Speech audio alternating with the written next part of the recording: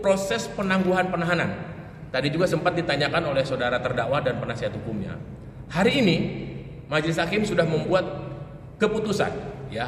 Hari ini Majelis Hakim sudah membuat keputusan bahwa tentang penangguhan penahanan atas nama terdakwa Nikita Mirzani tidak dikabulkan lagi. Jadi tidak ada lagi permintaan dan permohonan. Tadi sudah saya konfirmasi, Majelis Hakim sudah memutuskan bahwa untuk proses penangguhan atas nama terdakwa Nikita Mirzani tidak dikabulkan.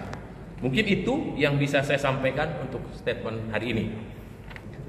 Tadi Majelis Hakim sudah memerintahkan bahwa di samping Dito dan 2 orang saksi yang dilakukan secara paksa tadi, Majelis Hakim juga memerintahkan agar menghadirkan ahli yang belum dipanggil, dan ahli akan dilihat apakah nanti pada Kamis 29 Desember akan hadir atau tidak, tapi diperintahkan untuk hadir, ya, gitu. Untuk saksi korbannya sendiri. Saksi korban tadi saya sampaikan, tanggal 29 Majelis Hakim sudah mengeluarkan perintah paksa, upaya paksa sesuai ketentuan pasal 159 tadi, karena ketidakhadiran yang bersangkutan dianggap bukanlah sebagai halangan yang sah untuk hadir. Karena baru sakit, berarti kan mungkin ada sembuh, dia mungkin bisa hadir di persidangan. Jadi tanggal 29 Desember hadir Dito Mahendra secara paksa oleh penuntut umum. Jika tidak hadir juga? Kita tidak bisa berbuat statement ya kalau tidak hadir. Yang pasti kalau upaya paksa tadi saya sudah sampaikan, kalau dilaksanakan sungguh-sungguh oleh penuntut umum pasti akan dihadirkan gitu. Tapi Majelis Hakim tadi meminta supaya saksi Dito Mahendra hadir secara sukarela, artinya tidak perlu dengan upaya paksa. Tapi kalau tidak bisa, upaya paksa sudah dikeluarkan oleh majelis dengan penetapan. Sesuai dengan yang minggu yang lalu saya sampaikan, kalau panggilannya sudah sah, tapi dia tidak bisa hadir karena alasan yang menurut Majelis Hakim tidak menghalangi dia untuk hadir di persidangan, dipanggil melalui paksa. Ya, Pak, pemanggil ya? Ya, mengenai teknisnya, penetapan itu kan nanti akan diserahkan kepada penuntut umum. Penuntut umum yang melaksanakan penetapan hakim itu. Artinya tentang pelaksanaannya, kalau memang penuntut umum membutuhkan pengawalan dari kepolisian, tentu penuntut umum yang tahu. Tapi kalau penuntut umum cukup sendiri saja bisa menghadirkan si Dito, tidak perlu dengan pengawalan polisi ya, gitu. Pak, tadi Majelis Hakim juga Pak Ketua memberikan warning kepada pihak kejaksaan untuk kooperatif dalam hal pengobatan Nikita Mirzani, karena menurut alasan Nikita Mirzani tadi dikeluhkan kalau dari JPU sendiri mempersulit untuk pengobatan. Ya, jadi saya sudah ditanyakan juga kepada Majelis Hakim, ada katanya permintaan dari terdakwa tentang karena kondisinya lagi sakit. Nah, tapi karena penangguhan tadi penahanan sudah ditolak oleh hakim, tentunya Majelis Hakim bisa memperhatikan tentang keadaan-keadaan yang bersangkutan ini. Nah, selama ini kalau Majelis Hakim sudah menyampaikan bahwa untuk izin berobat dipermudah. Ketika akan dilakukan pengobatan, Majelis Hakim langsung mengeluarkan penetapan untuk izin berobat.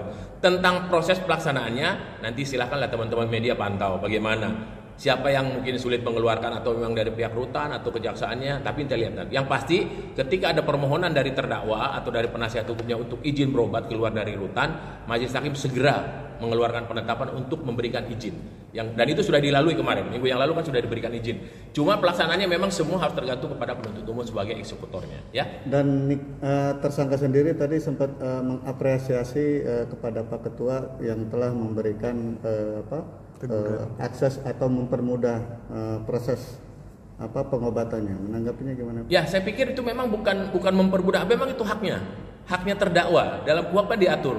Jadi kalau memang dalam keadaan sakit ya tetap harus Majelis Hakim harus mengabulkan dia, memberikan izin berobat. Karena bagaimanapun ini adalah masalah penahanan yang dilakukan oleh Majelis Hakim.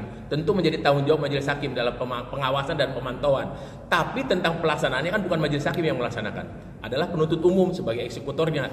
Nah, pelaksanaan di lapangan itulah mungkin teman-teman nanti bisa pantau apakah memang kesulitannya terjadi di mana. Tapi selama ini yang setelah saya pantau, yang lalu sudah kita bawa karena surat itu juga sudah sampai kepada saya dan sudah cek, dan hari itu dimohonkan dan hari itu juga dikeluarkan. Cuman pelaksanaannya tergantung kepada penuntut umum karena dia yang melakukan pengobatan itu dia dikawal oleh penuntut umum gitu ya. Oke. Pak, kalau upaya paksa gagal Pak, apa ada sanksi untuk jaksa penuntut umum yang akan diberikan? Gagal yang mana? Upaya jemput paksa tetap gagal, apa ada sanksi yang akan diberikan terhadap jaksa penuntut umum?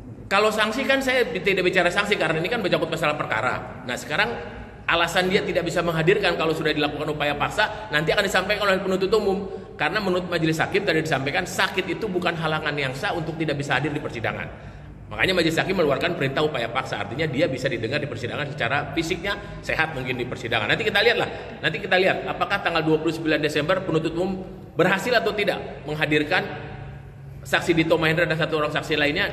Kalau dia berhasil, ada dua capaian yang bisa dilakukan oleh penuntut umum. Satu, melaksanakan penetapan majelis hakim. Kedua, dan menghadirkan secara fisik saksi Dito Mahendra untuk mempercepat proses pemeriksaan perkara ini, ya, supaya tidak terkatung-katung, ya. Kalau gagal juga akhirnya gagal juga. Ya. Kalau untuk tanggal 29 Desember kan tadi satu saksi sudah hadir, tapi kan penasihat hukum meminta tidak didengar dulu nanti yang saksi korban. Nah, berarti 3 orang ditambah ahli. Itu direncanakan oleh hakim untuk dipanggil, ya. Sekitar ada 4 orang. Ya, begitulah. Pak, jika nanti tidak datang juga, ia gagal lagi, apakah nih kita akan dibebaskan, Pak? Karena kan tadi juga sempat mengatakan Pak Edward sendiri akan memberikan kebebasan jika 3 kali dipanggil Dito tidak hadir.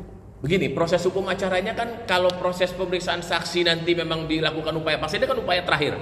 Upaya paksa ini upaya terakhir. Kalau nanti penuntut umum tidak berhasil, nanti majelis hakim akan menilai apakah penuntut umum bersungguh-sungguh tidak dalam membuktikan perkara ini. Begitu, Mbak. Kalau bebas itu tidak mungkin dalam pengertian dalam proses sekarang. Tentu kan harus melalui proses panjang. Selain Dito kan masih ada saksi-saksi lain, ada ahli juga, ada bukti-bukti lain, mungkin surat atau apa yang perlu itu pun melalui panjang dulu, proses dulu. Nanti semua itu dirangkum di dalam satu putusan oleh majelis hakim berdasarkan fakta yang ada di persidangan. Jadi tidak hanya satu saksi Dito, seperti yang kemarin minggu yang pertama saya sudah sampaikan bahwa saksi itu ada 14 termasuk ahli 4 orang. Ya, kemungkinan besar itu mungkin akan didengar semuanya. Saksi Dito itu memang saksi pelapor dan saksi korban. Menurut penasihat hukum wajib didengar, menurut Buhab juga gitu, harus pertama dia didengar duluan. Ya, itu aja sih, Mbak. Itu Ya. pasal